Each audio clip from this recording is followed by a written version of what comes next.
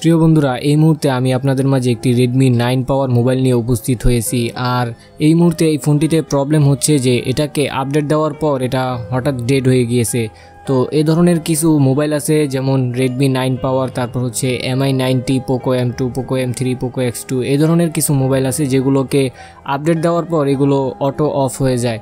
অথবা এমন হয় যে এই ফোনগুলোকে আপনি বন্ধ করে চালু করতে যাবেন তখন দেখবেন যে এটা অফ হয়ে গিয়েছে। তো এই প্রবলেমগুলো আসলে অনেক বড় মনে হলেও এটার ছোট্ট একটা ট্রিক্স অবলম্বন করে আমরা এই প্রবলেমগুলোর সমাধান করতে পারবো। বন্ধুরা, এটা হচ্ছে একটা অটো EDL সমস্যা। যখন আপনি আপডেট দিতে যান তখন মোবাইলে একটা অটো EDL হয়ে যায়, এই জন্য হচ্ছে এই ফোনগুলো অন হয় না। তো এটা আপনি কিভাবে বুঝবেন যে এটা অটো EDL হয়েছে? আপনি এটাকে একটা কম্পিউটারের সাথে কানেকশন দিবেন, আর কানেকশন দেওয়ার পরে এখানে কম্পিউটার স্ক্রিনে ডিভাইস ম্যানেজারটাকে অন করে রাখবেন। তারপর সেখানে দেখতে পারবেন যে অটো USB পেয়েছে কিনা। তো দেখতেই পাচ্ছেন এখানে 9008 যেই পোর্টটা আছে এটা কিন্তু পেয়ে গেছে, অটোই পেয়ে গেছে। তো এই ফোনগুলোকে যখন আপনি আপডেট দিবেন তখন এগুলো অটো EDL মোডে চলে যায়। তো বন্ধুরা, আপনার মনের মধ্যে হয়তো এখন একটা প্রশ্ন জাগতে পারে যে EDL এই জিনিসটা আবার কি, মানে আমি যে বারবার বলতেছি EDL, এটা আবার কি? EDL হচ্ছে যে কোয়ালকম CPU যুক্ত যে মোবাইলগুলো আছে সেগুলোকে যখন আমরা ফ্ল্যাশ করতে যাই তখন সেগুলোর মাদারবোর্ডের মধ্যে দুইটা ক্লোন থাকে, আর এই ক্লোন দুটোকে যে কোনো কিছু দ্বারা শর্ট করে তারপর হচ্ছে আপনাকে USB কেবলটাকে মোবাইলের সাথে লাগাতে হবে, তাহলে কম্পিউটারের সাথে এটা কানেকশন হবে। আর যদি ওই ক্লোনে শর্ট না করে আপনি কম্পিউটারের সাথে কানেকশন দেন তাহলে কিন্তু আপনার কম্পিউটারে কানেকশন পাবে না। এই জন্য মাদারবোর্ডের মধ্যে দুইটা ক্লোন থাকে, আর এই ক্লোনগুলোকে বলা হয় টেস্ট পয়েন্ট। মানে EDL এর যেই দুইটা ক্লোন থাকবে এই দুইটাকে বলা হয় টেস্ট পয়েন্ট। এই দুই টেস্ট পয়েন্টে শর্ট করে হচ্ছে কম্পিউটারের সাথে কানেকশন দিতে হবে। কিন্তু আমাদের এই মোবাইলটিতে যেই প্রবলেমটা হয়েছে যে এটাকে যদি আমরা টেস্ট পয়েন্ট শর্ট করা ছাড়াই এমনিই যদি এটাকে কম্পিউটারের সাথে কানেকশন দেই তাহলে কিন্তু এটা অটো কানেকশন পেয়ে যাচ্ছে। মানে আমি যখন এটাকে কম্পিউটারের সাথে কানেকশন দিয়েছিলাম তখন আপনি দেখতে পেয়েছিলেন যে 9008 এরকম একটা পোর্ট পেয়েছিল। তো এটাই হচ্ছে EDL পোর্ট, আর এই জন্য এই ফোনটি এখন ডেড অবস্থায় চলে গিয়েছে।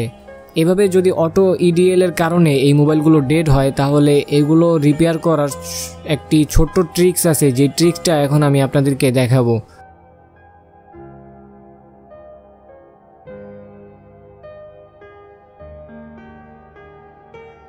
মাদারবোর্ডটিকে আমি খুলে নিলাম। বন্ধুরা, এখন যদি একটু ভালোভাবে লক্ষ্য করেন তাহলে পুরো মাদারবোর্ডটির মধ্যে একটা ছোট্ট স্টিলের প্যানেল দেখতে পাচ্ছেন এখানে, আর এই প্যানেলের নিচে হচ্ছে APT IC থাকে, আর এই আইসিটার পাশে দুইটা ক্যাপাসিটর থাকে। এই দুইটা ক্যাপাসিটরকে আপনি যদি তুলে দেন তাহলে কিন্তু এই ফোনটি আবার অন হয়ে যাবে। তো এখন হচ্ছে আমরা এই টিনটিকে খুলবো এবং এর যে ক্যাপাসিটরটা আছে সেটাকে আমরা তুলে দিব, তারপর দেখব যে আমাদের এই প্রবলেমটি সমাধান হয় কিনা।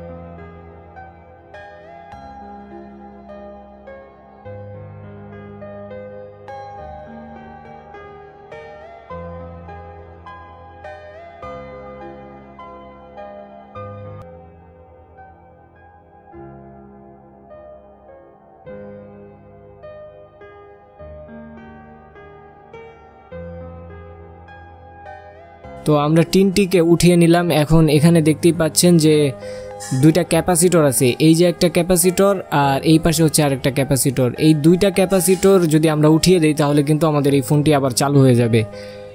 এখন যদি আপনি মাল্টিমিটার দিয়ে এটাকে মাপেন যে ক্যাপাসিটর কি আসলে শর্ট হয়ে গিয়েছে কিনা, তাহলে কিন্তু দেখবেন যে এটা কিন্তু শর্ট হয়নি, এটা ঠিক অবস্থায় আছে।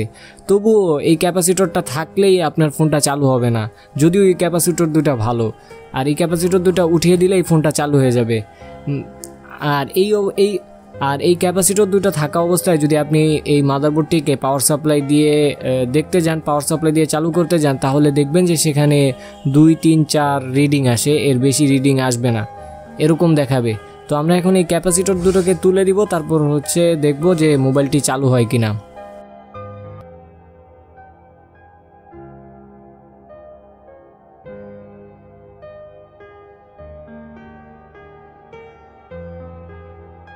ক্যাপাসিটর তোলার সময় এখানে যে এপিটি আইসিটা আছে, এই আইসিটাকে খুব সতর্কতার সাথে রাখবেন, মানে এটা যেন টুইজারের খোঁচান লেগে তারপর নষ্ট না হয়ে যায়।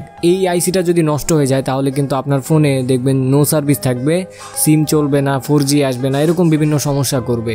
তো এই আইসিটাকে ঠিকভাবে রাখবেন, শুধু ওই ক্যাপাসিটর দুটোকে তুলে দিবেন।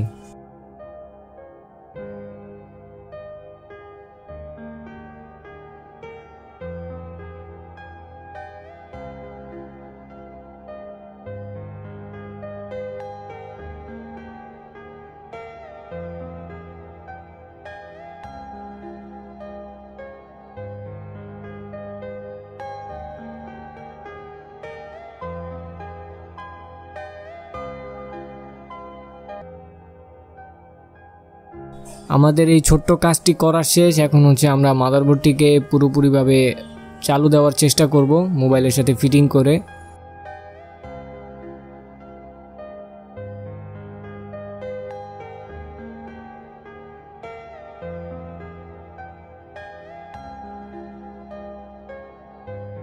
তো বন্ধুরা দেখতেই পাচ্ছেন এখন কিন্তু এই ফোনটি চালু হয়ে গিয়েছে। তো ছোট্ট একটা ট্রিক্স অবলম্বন করে কিন্তু আমরা এই ফোনটিকে চালু করে নিলাম। আর এখানে দেখতেই পাচ্ছেন যে মোবাইলটা যে আপডেট নিয়েছিল, আপডেট নেওয়ার মাঝখানে কিন্তু এটা অফ হয়ে গিয়েছিল। আর এখন যেহেতু চালু হয়েছে, তো আপডেটের যেই কাজগুলো সিস্টেমগুলো বাকি ছিল সেগুলো কিন্তু এখন চলতেছে।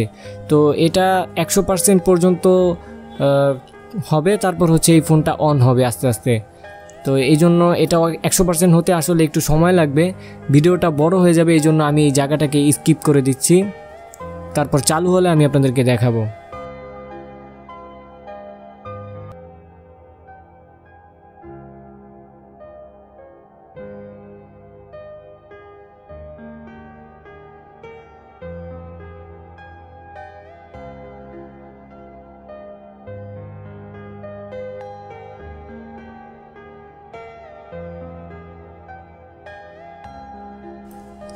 দেখতেই পাচ্ছেন এটা কিন্তু এখনও 57%, 58% দেখাচ্ছে। তো ভিডিওটি স্কিপ করে আমি এটাকে অনেক দূর পর্যন্ত নিয়ে এসেছি। এবার মোবাইলটি আস্তে আস্তে চালু হচ্ছে।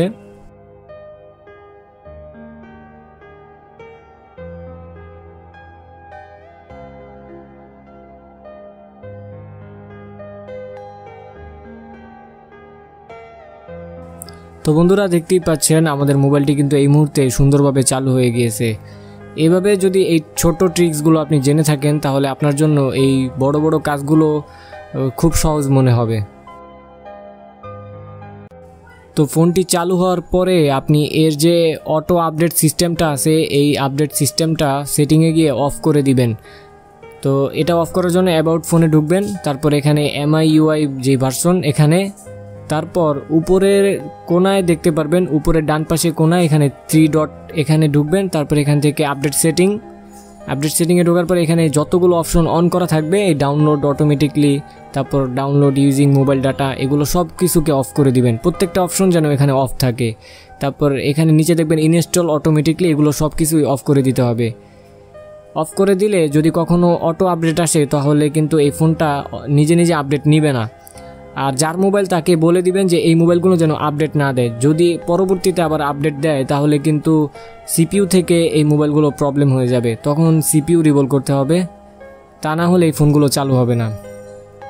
তো ভিডিওটি ভালো লাগলে অবশ্যই একটি লাইক করবেন আর সুন্দর একটি কমেন্ট করবেন। তো বন্ধুরা পরবর্তী কোনো ভিডিওতে দেখা হবে, সে পর্যন্ত ভালো থাকবেন, সুস্থ থাকবেন, আল্লাহ হাফেজ।